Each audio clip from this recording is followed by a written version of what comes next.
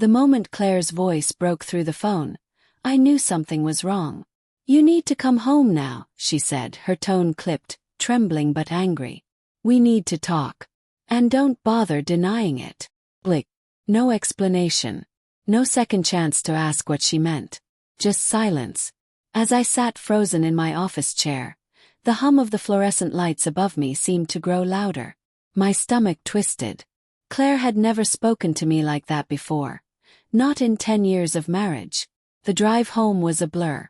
Rain streaked across the windshield, blurring the streetlights into ghostly trails.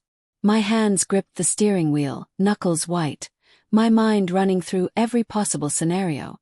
Had I missed an anniversary? Was this about money? About her daughter, Emily?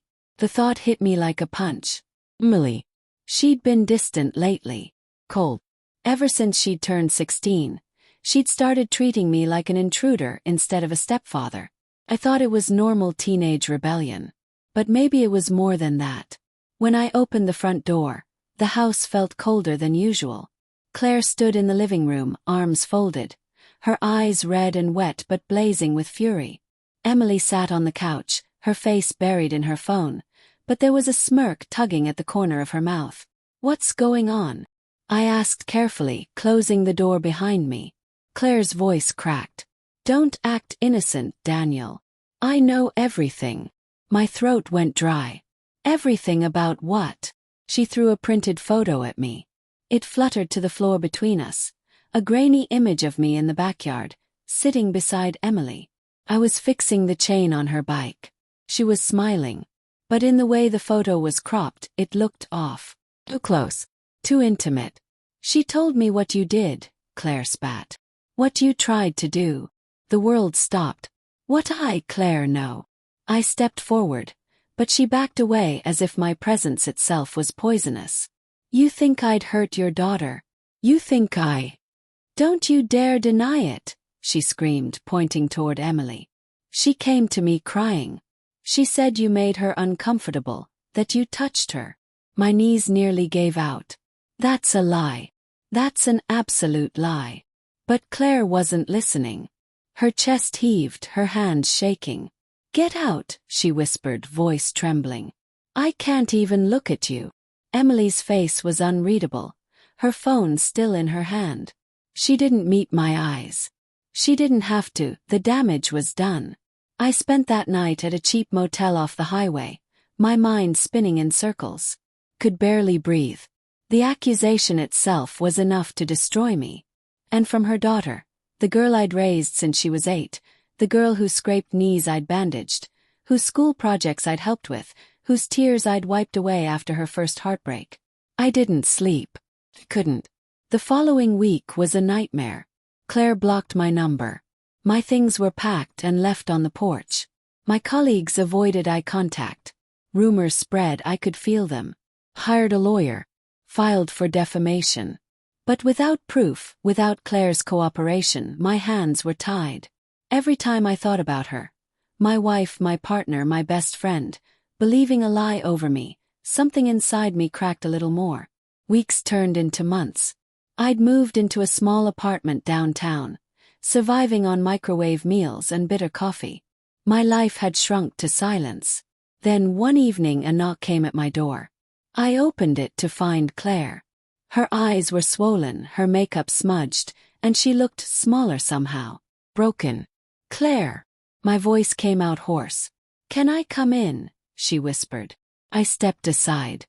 She walked in slowly, her arms crossed over herself like she was holding something fragile inside. We sat across from each other in silence.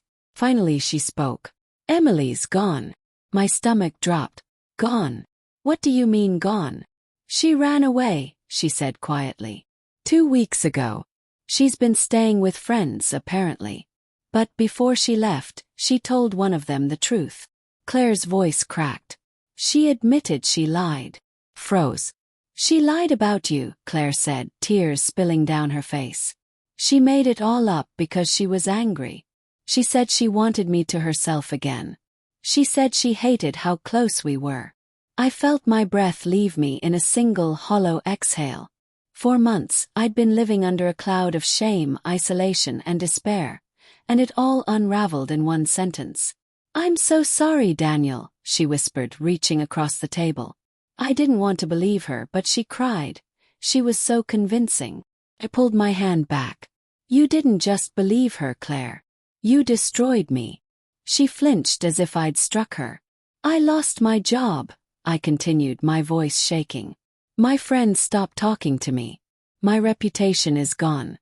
You didn't even give me the chance to defend myself." "I know," she said through tears. "I know, and I'll never forgive myself for it. But please, Daniel, I need to make it right." "Make it right?" I let out a bitter laugh. "How? What's left to fix?" She reached into her bag and pulled out a manila envelope. "Divorce papers," she said softly. "You sent them months ago. I never signed them. I wanted to believe we could still fix things. But maybe you're right." She slid the envelope toward me. "Maybe I don't deserve forgiveness." I stared at the papers. The finality of it felt both heavy and strangely freeing. Then she added, almost in a whisper, "There's something else." I looked up. "I found her journal," she said. "Emily wrote about everything. About how she edited that photo. How she took screenshots of messages you never sent. Ones she made up using fake accounts. She even wrote about how proud she was when I kicked you out." Claire's tears fell faster now. "I'm going to the police tomorrow. I'll clear your name." My chest tightened. The vindication I'd been craving didn't feel like victory. Felt hollow. "She's just a kid," I said quietly. "A broken, angry kid. And maybe we both failed her." Claire nodded, sobbing silently. For a long while, neither of us spoke. The clock on the wall ticked like a heartbeat in the stillness. Then gently she said, "Do you still love me?" The question lingered in the air, painful and soft. I wanted to say yes. To tell her that love could endure anything. But after everything, the accusations, the silence, the abandonment, love had turned into something jagged. "I don't know anymore," I said finally. "I loved you enough to trust you. But you didn't love me enough to doubt her." Claire closed her eyes, tears streaming freely. "That's fair," she whispered. "I just hope someday you'll find peace. Even if it's not with me." She stood, hesitating for a moment before walking to the door. Her hand lingered on the handle. "I'm sorry, Daniel," she said one last time. Then she was gone. Weeks passed. The police cleared my name officially. My lawyer contacted me about possible civil restitution, but I declined. What would be the point?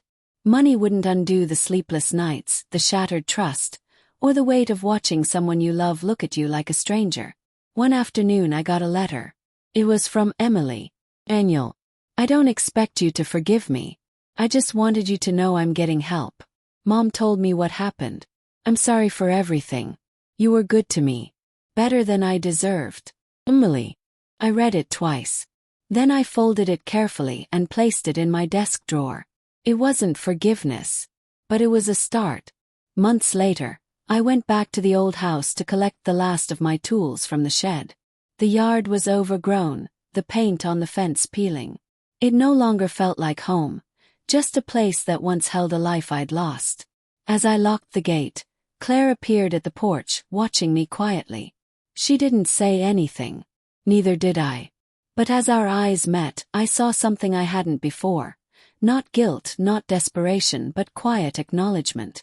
A shared understanding of what we'd both lost. I gave her a small nod, then turned to leave. The air was cool, the sun dipping low behind the trees. And for the first time in months, I felt something I hadn't allowed myself to feel, peace. Not complete, not perfect, but enough to breathe again. Because sometimes the truth doesn't set you free all at once. Sometimes it simply gives you the strength to stop bleeding. And that was enough for me.